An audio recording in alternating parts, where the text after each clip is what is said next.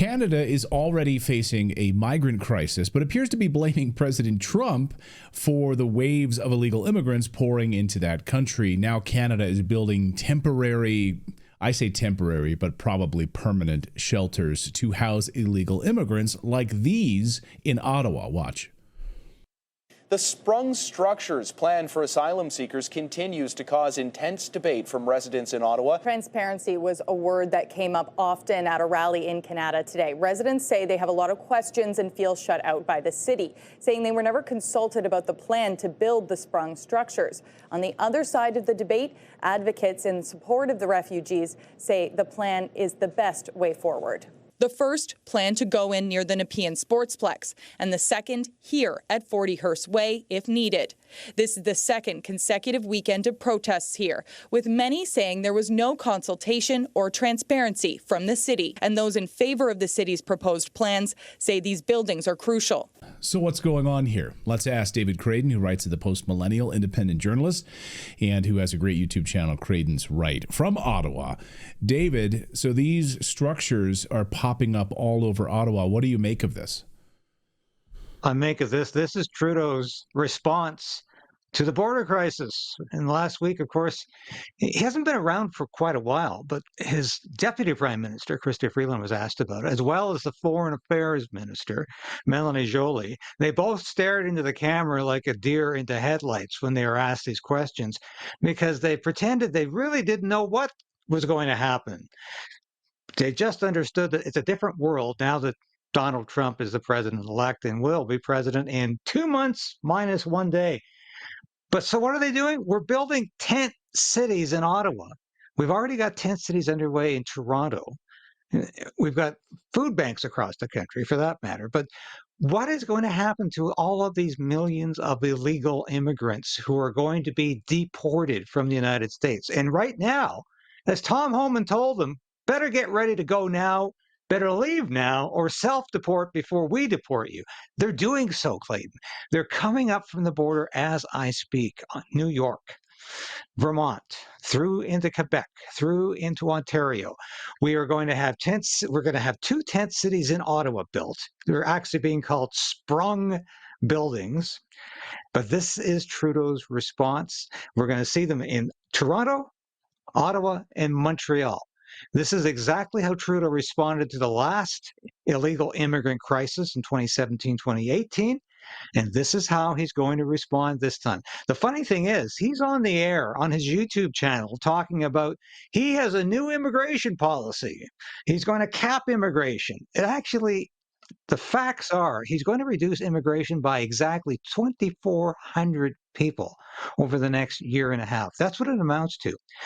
But he's not even addressing the illegal immigration that's going to be a consequence of Donald Trump's deportation policy. Because, I talked to J.J. Carroll, who we both know, and I've had him on my show as well, and he's been on yours so many times, talking about the illegal immigration problem in the United States. When I asked him about, well, what do you think is going to happen when Donald Trump starts deporting these people? He said, well, they're probably going to go to Canada. And that really got me thinking at the time, because yes, why would they want to go back to Mexico or Nicaragua or Guatemala or China, where some of them are coming from? Come to Canada. Justin Trudeau in the past has said, we have an open border. We have an open refugee policy. Come to Canada, all refugees of the world.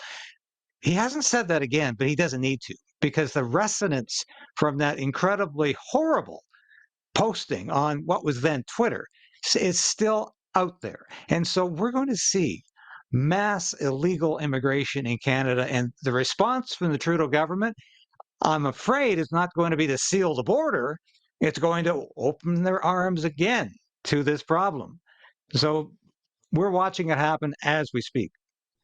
Well, according to President Biden, illegal immigration is the hallmark of goodwill. It is the diversity is our strength, right? So Canada is about to become incredibly diverse.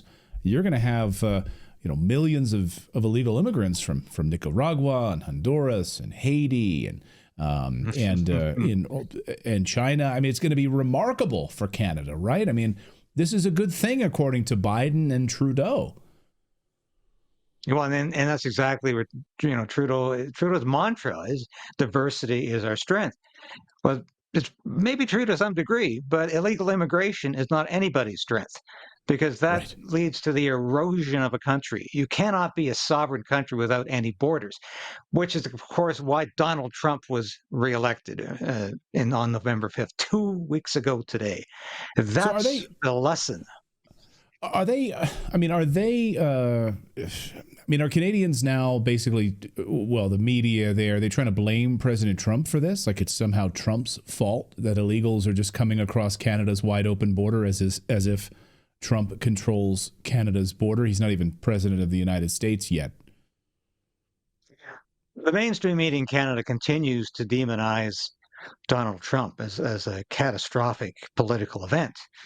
But I don't see the same degree of blame for the immigration problem, largely because the Trudeau government has admitted it's screwed up immigration badly.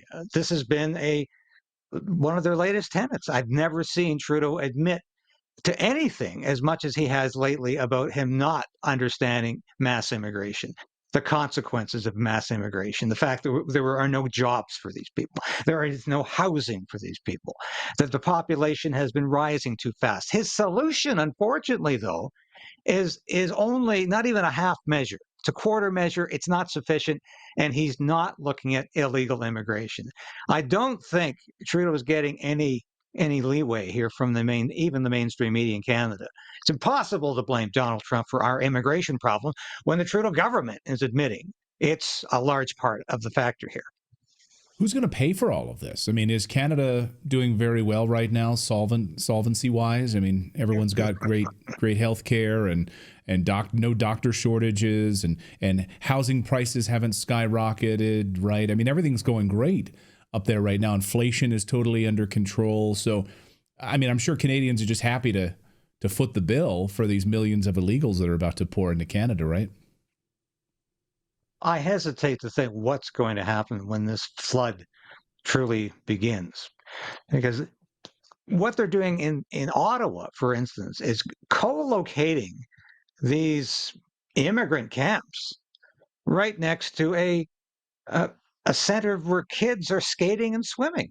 Now, is that a recipe for disaster? That'll go well.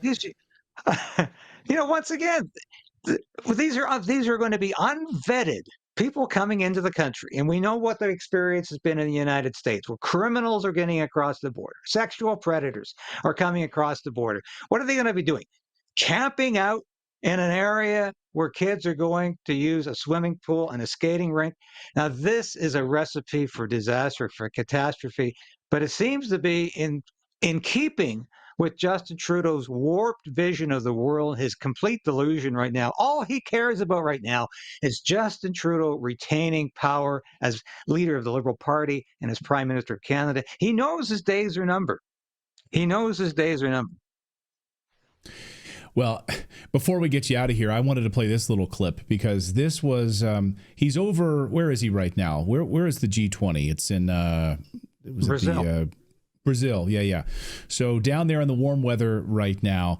And this was Justin Trudeau just the other day talking about, people in Canada struggling to buy groceries right now. And same in the United States, grocery prices skyrocketing. But it doesn't matter. Grocery prices don't matter. Here's what Justin Trudeau said should be the top priority. Watch. We're delighted to have Prime Minister Justin Trudeau. It's widely known that your government has been a leader on climate action, both at home and overseas, right?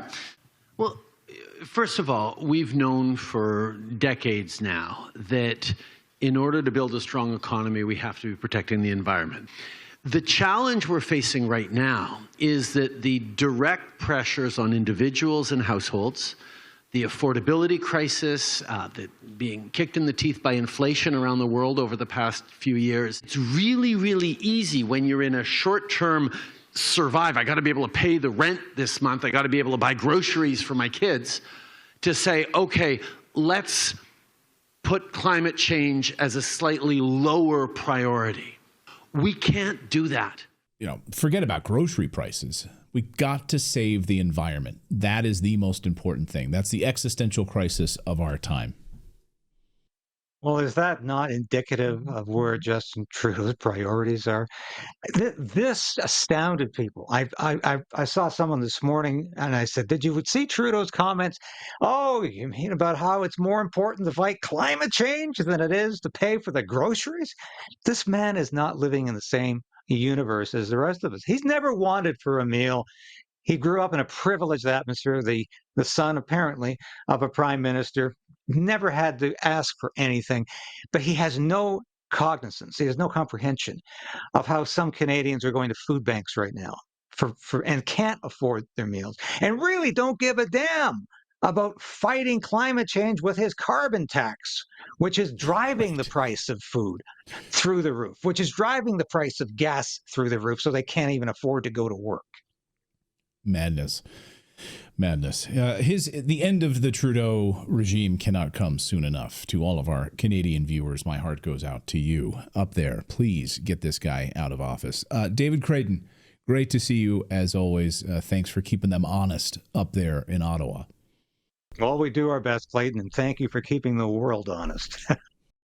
Today's show is brought to you by Native Path Collagen. Now, finding an honest doctor that isn't following in the footsteps of Big Pharma can feel impossible. That's why millions of men and women have turned to one Texas doctor and the 7 reasons that he says anyone over the age of 50 should be drinking this one thing. That's right. It's not milk or another calcium-rich drink. Instead, it's a unique protein that naturally declines with age, and it's proven to significantly increase bone strength and soothe joint pain. Oh, we all need that. It minimizes wrinkles and cellulite, even enhances hair follicle thickness, and even reverses nail damage, with users reporting results in as little as 2 weeks. That's right. As a partner of the show, this Texas doctor is offering Redacted listeners up to 45% off his bone, joint, and ligament restoring formula. It's all you need to do is go to this URL right on your screen, getnativepathcollagen.com/redacted. It has thousands of 5-star reviews, over 4 million jars sold. Every order comes with a 365-day money-back guarantee, so there's no risk to try it today. And Redacted listeners can visit right now, getnativepathcollagen.com/redacted to get up to 45% off while supplies last.